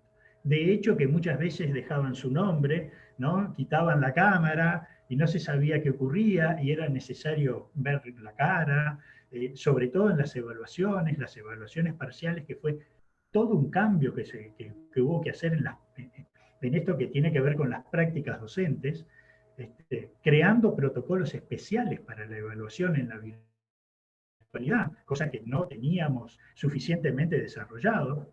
Pero en esto de el involucramiento de los estudiantes es necesario seguir trabajando y es un desafío que se presenta para trabajar con los docentes, pero también para trabajar con los estudiantes. Es ingresar a una nueva cultura del aprendizaje. Me sentía motivado a aprender y a participar. Bueno, hay un 27%. Es necesario desarrollar estrategias de motivación. No es poner el video y luego trabajar sobre ese video. No es mandar material y luego ver si los estudiantes aprendieron o no, o qué recepción hicieron sobre ese material. Tenemos que profundizar en eso. Las clases activas y dinámicas, un 22%. Bueno, estamos hablando de que el modelo educativo de UTEC, y donde uno ve que cómo ese modelo básicamente se racionalizaba desde la presencialidad, que uno decía, estamos trabajando con metodologías activas de aprendizaje, con aprendizajes basados en proyectos, tenemos un salón que responde a estas realidades, pero ahora no tenemos ese salón, ahora no lo tenemos. Entonces, ¿cómo hacemos que trabajar en la virtualidad con metodologías activas, con aprendizajes basados en proyectos. Es todo un desafío para lo que es la universidad tecnológica. Entendía con claridad los planteos de los docentes, los estudiantes sabíamos qué se esperaba de nosotros, vemos que hay un porcentaje de siempre menor que en otros ítems. Esas son las interpelaciones y los desafíos que tenemos de aquí en adelante. La valoración que hacen ellos sobre las clases virtuales, ellos, bueno, como vimos, Google Meet se transformó, y eso también a través de extensiones, compras de licencias, contratos con Google, de facilitar todo lo que se pueda, el acceso a estudiantes y a las clases se mantuvieron en todas las carreras en los días y horas previstos. Lo único que tenía que hacer el estudiante era linkear allí, en donde estaba el calendario de sus clases, y allí entraba a sus clases. Y eso fue también un ordenamiento y una señal clara que los estudiantes, ya que antes tenían los horarios en los cuales se iban a desarrollar, que eso no había cambiado, que eso seguía. Lo que cambiaba era el formato. Entonces, Google Meet se transformó entonces en esa plataforma más usada, también la computadora, tablet, celular, que también hubo inversión en ese sentido, pero inversión que fue posible en este primer semestre, pero no va a ser posible de sostener en el futuro. Plataforma Moodle, la conectividad del estudiante. De esa manera, bueno, tenemos la percepción de los estudiantes sobre su valoración de los dispositivos usados. Hay un soporte, el soporte tecnológico de UTEC, que lo considera adecuado, y un 14% poco adecuado. Bueno, va a haber que entonces trabajar más para llegar a un 90, 80, 90% de adecuado a la interna de UTEC, y en relación con lo que plantearon los estudiantes. Esas lecciones aprendidas, básicamente, bueno, fue esto que hablábamos, del trabajo en equipo, anticipando, reconociendo e interpretando la realidad. Es como ahora estamos pensando cómo viene el 2021. Tenemos ya indicios claros de cómo va a llegar la cohorte que egresa de la educación media. ¿Qué apoyos necesitamos? ¿Cómo vamos a trabajar con ellos? Pero ¿cómo van a ser las clases? ¿No? En esto que decía Selmira hoy, bueno, nosotros estamos trabajando en parte con el Diario del Lunes porque estamos viendo también los que se desarrollan en países de Europa que están padeciendo ahora nuevamente estos rebrotes. Bueno, acá también lentamente se empieza a sentir. Pero el año que viene, ¿cómo? ¿Qué señales damos claras a los estudiantes y los profesores? Tenemos que tener en cuenta que los estudiantes además se trasladan de un lugar a otro del interior, tienen que alquilar, no tenemos campus donde los estudiantes van, tienen que alquilar, conseguir una vivienda, procurarse alimentación, y ahora además están trabajando. La crisis, como decía Félix, es grande, ¿no? Y a muchos, y gran parte de los estudiantes empezaron a trabajar y empezaron a reconfigurar sus cursos. Algo que tuvimos muy buenos indicadores y que también se habló antes en cuanto a la desvinculación de los estudiantes, que fue dentro del orden de lo que ocurría años anteriores, 18 o 20%, ya en este segundo semestre es superior. Bueno, consideramos esta crisis como una gran oportunidad, la necesaria comunicación entre los distintos actores y estamentos de la universidad, eso lo tenemos que mantener y mantener al firme.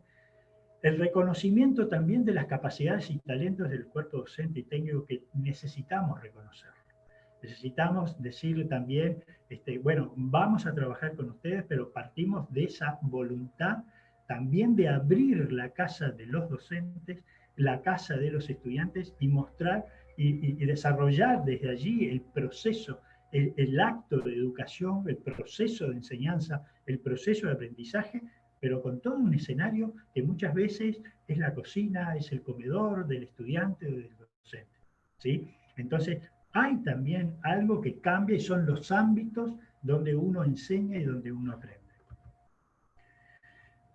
También la posibilidad de una mayor flexibilidad normativa. Hemos descubierto que nuestros reglamentos los podemos cambiar, que no eran rígidos, pero pudimos ver que, bueno, cambiamos las abreviaturas, podemos cambiar un poco los calendarios en cuanto a los exámenes, en cuanto a las fechas, a los periodos, a las abreviaturas, a las reválidas, en fin.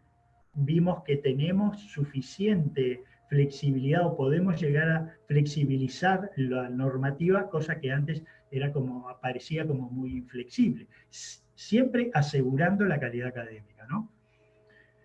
Otra lección aprendida es la disminución de la brecha que hubo en el sentido de que los docentes y estudiantes entraban en estos nuevos formatos, hacían de nuevos acuerdos entre docentes y estudiantes acerca de esto.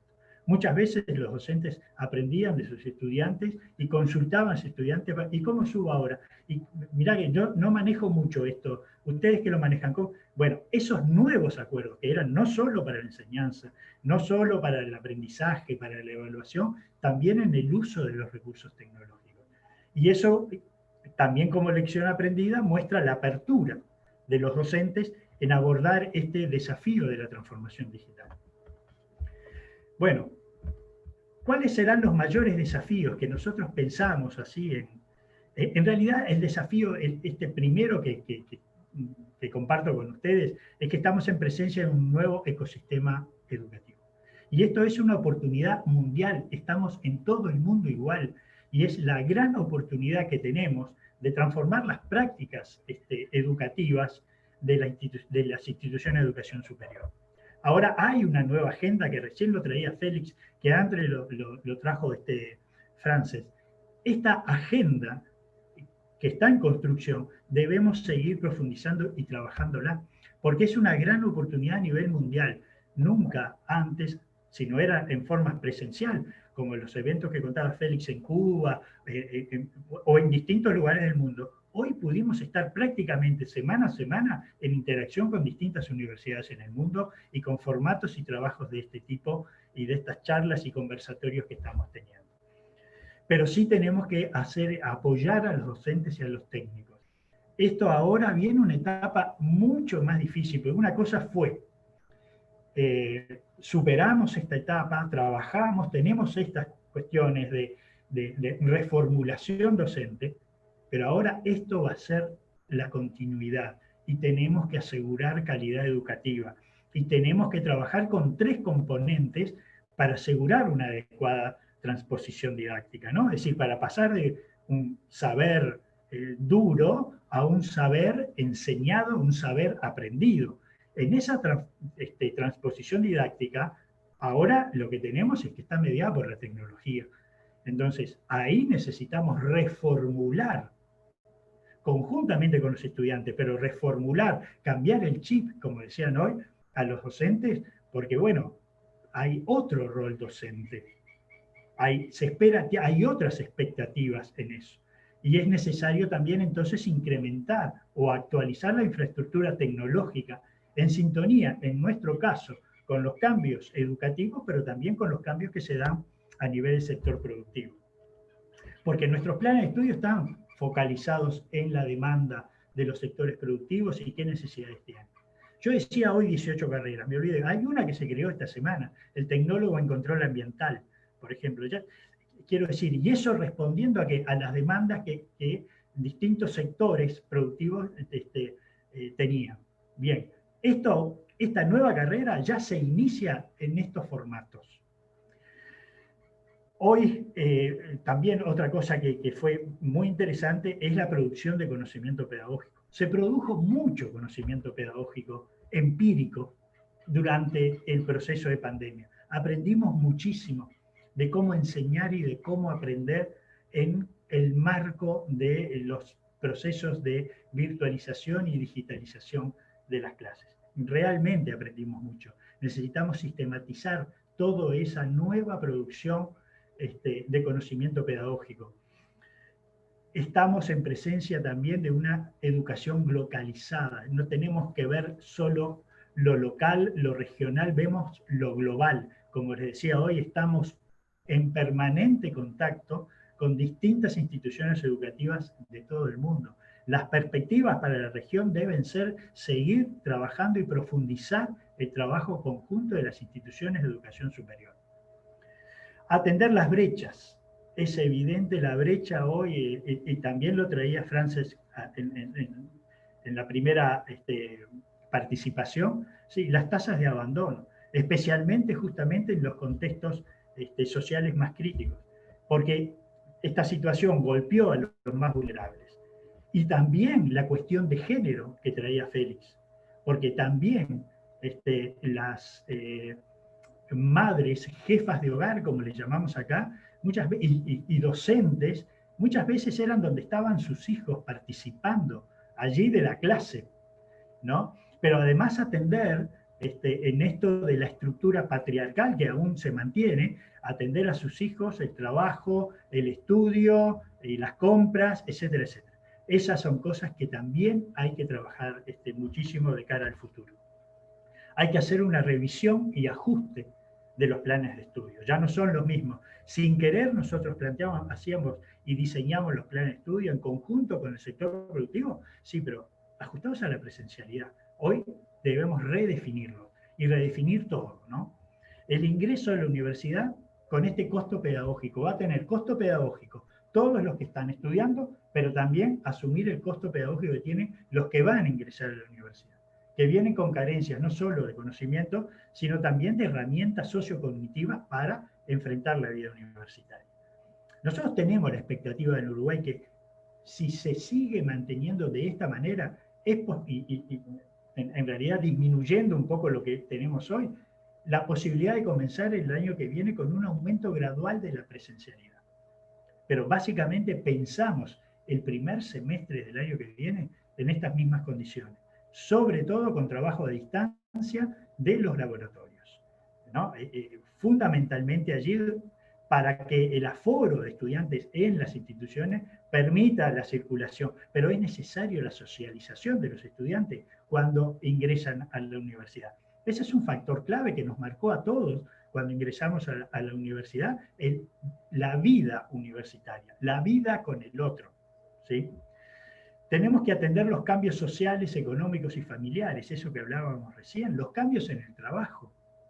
Va a haber una revisión también de los modelos del vínculo contractual, en todos los órdenes del mundo laboral, también con los docentes nuestros, ¿no? También con los docentes que desarrollan las investigación, extensión y docencia. Va a haber una reformulación allí.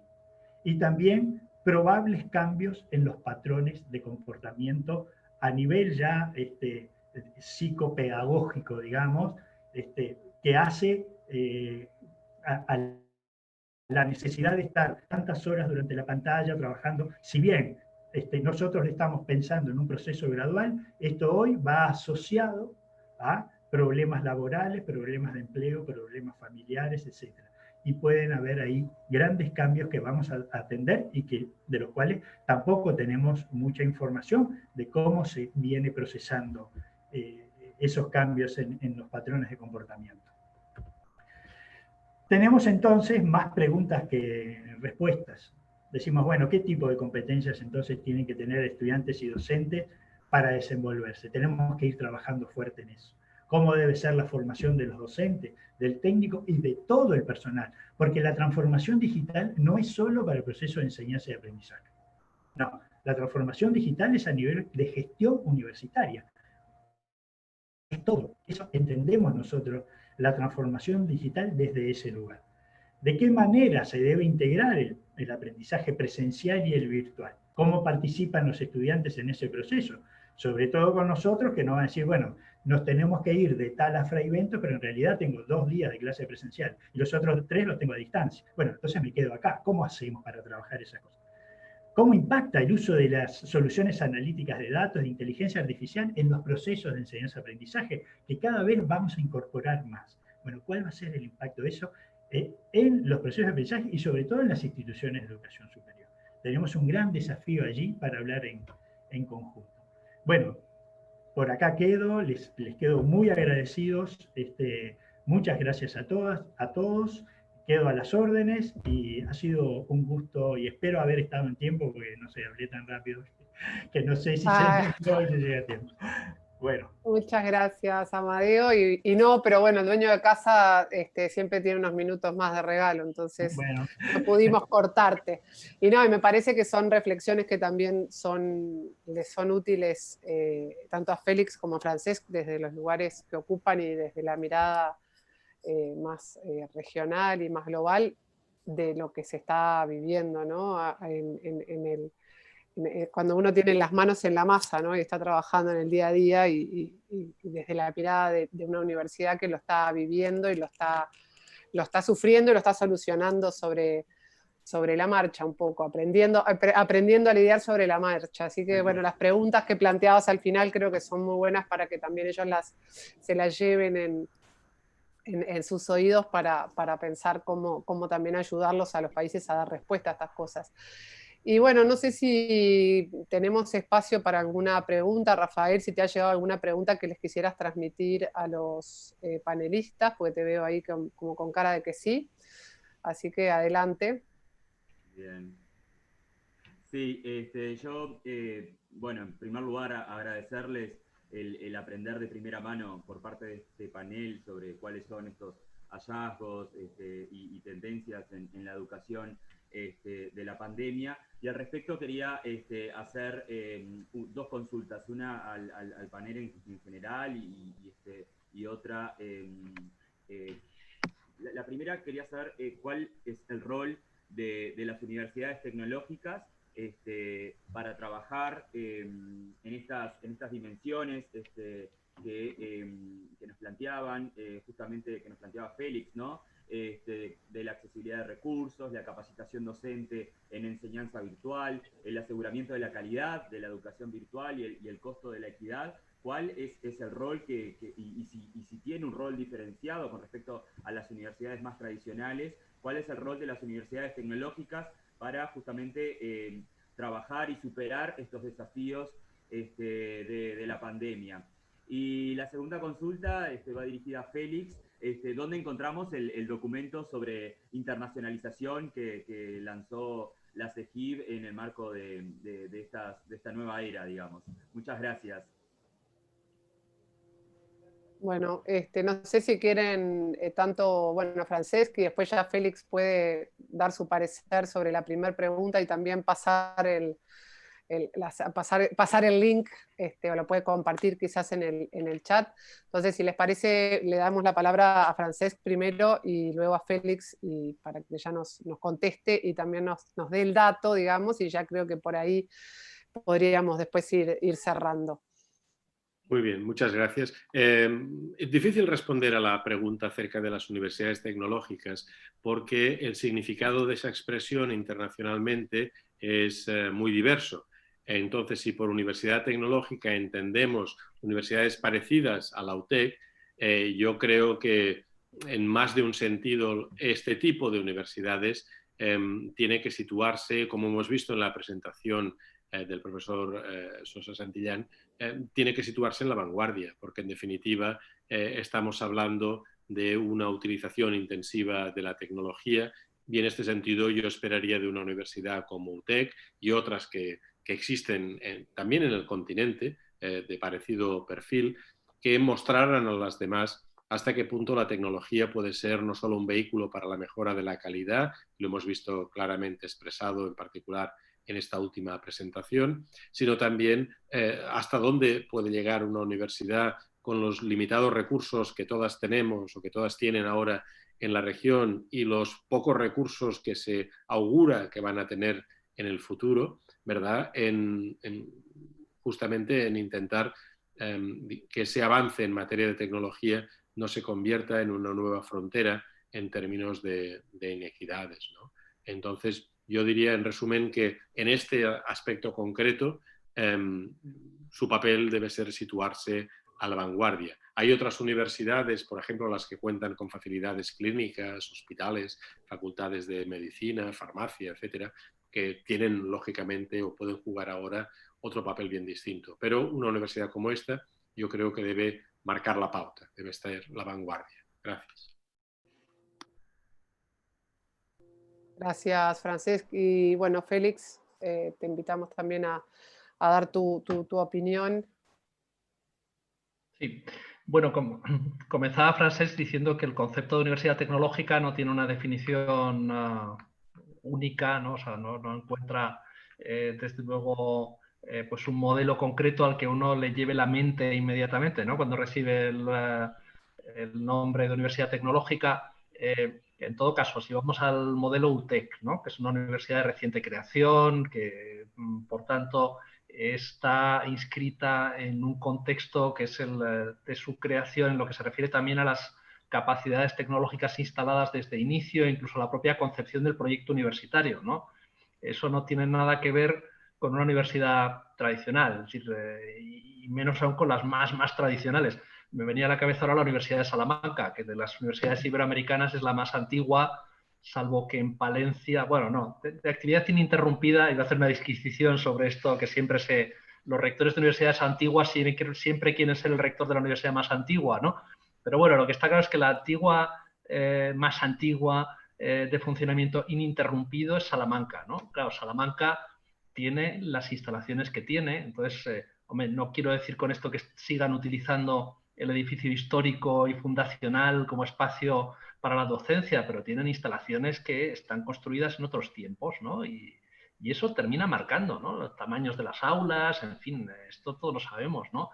Entonces, una universidad como la UTEC está en una posición de ventaja, de mi punto de vista. Miren que estoy deseando ya poder viajar y verla, ¿no? Bueno, también la veré virtualmente y la he mirado virtualmente, pero vamos, está en una posición ventajosa en el sentido que la propia concepción de la universidad, ¿no? Y el equipamiento de la universidad, incluso el profesorado que se ha incorporado en la universidad, y aquí estoy haciendo una incursión un poco osada, es probablemente pues, más acorde con los tiempos, ¿no? Esto es como yo lo veo.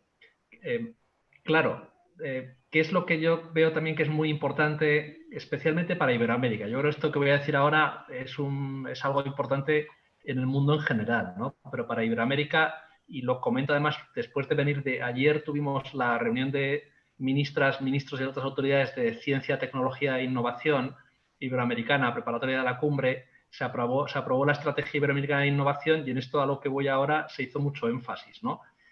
En lo que tenemos también que aprovechar al máximo es nuestra capacidad de aprendizaje mutuo, ¿no? Y de colaboración, complementariedad, es decir, todos esos esquemas. Entonces, es buenísimo que la UTEC esté en una posición ventajosa, que yo creo que lo está, para adaptarse a esta realidad, que me resisto a llamar nueva realidad por el componente que tiene ahora en la nueva nomenclatura, ¿no?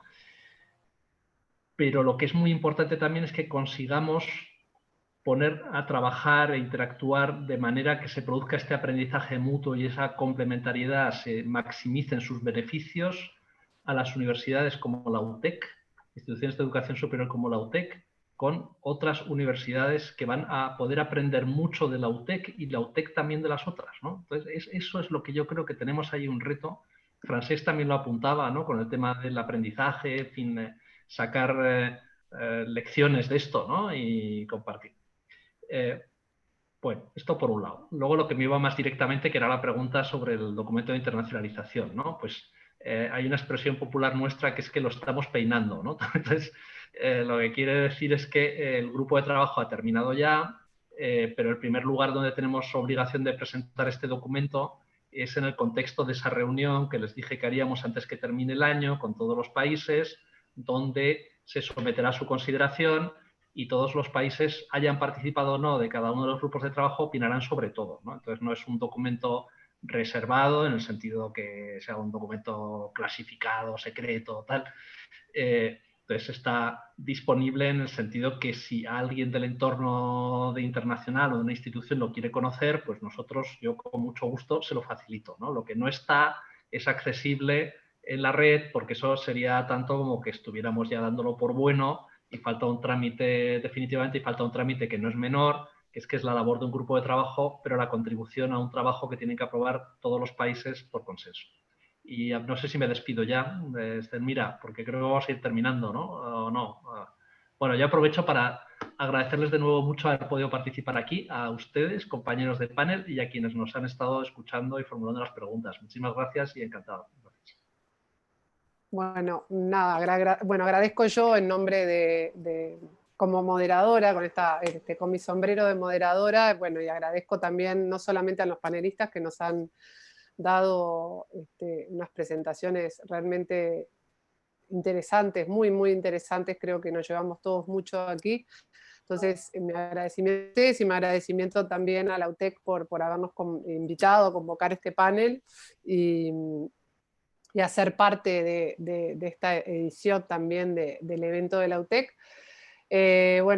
Ojalá puedan seguir en contacto, que Félix pueda venir finalmente a conocer la UTEC, que no está en un solo lado, Félix, vas a tener que tomarte un tiempo porque la UTEC está en el territorio, entonces vas a tener que estar unos días en Montevideo.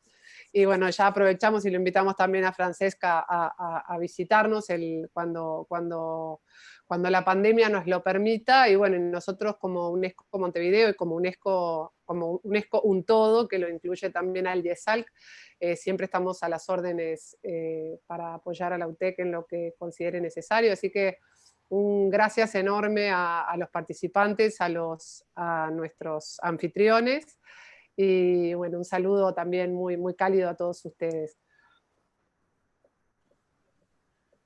Muchas gracias, Selmira. Reiterar nuevamente nuestro agradecimiento a UNESCO Montevideo por todo el apoyo que nos dieron para la organización de esta semana de actividades con panelistas realmente de primer nivel. Agradecerles a Francesc, a Félix, a Amadeo por compartir de manera tan generosa todo este conocimiento de avanzada y que, bueno, nos ayuda y resulta fundamental para construir nuevas herramientas para enfrentarnos a esta pandemia. Y bueno, transmitirles nuestro saludo, invitarlos siempre que puedan a visitar nuestra universidad, que es una universidad de puertas abiertas. Y bueno, no sé si Amadeo quiere agregar algo más ya para cerrar.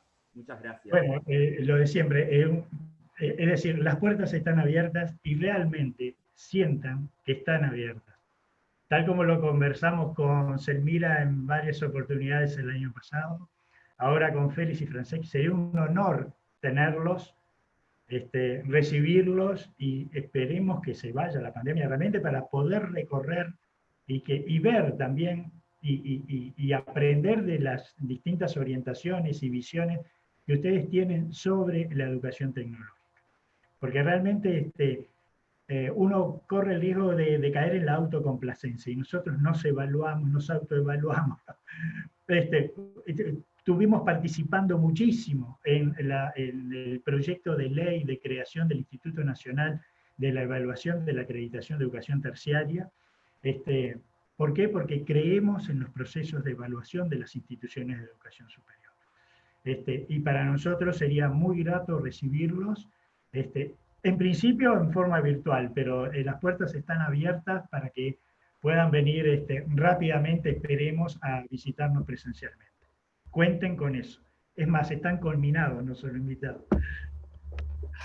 Bueno, queda hecha la invitación y ahora, nada, los liberamos. Muchísimas gracias a todos y que tengan un buen fin de jornada para los que están en Europa y un comienzo de mitad de jornada para nosotros aquí en Uruguay. Un saludo para todos. Muchas gracias. Gracias. Gracias.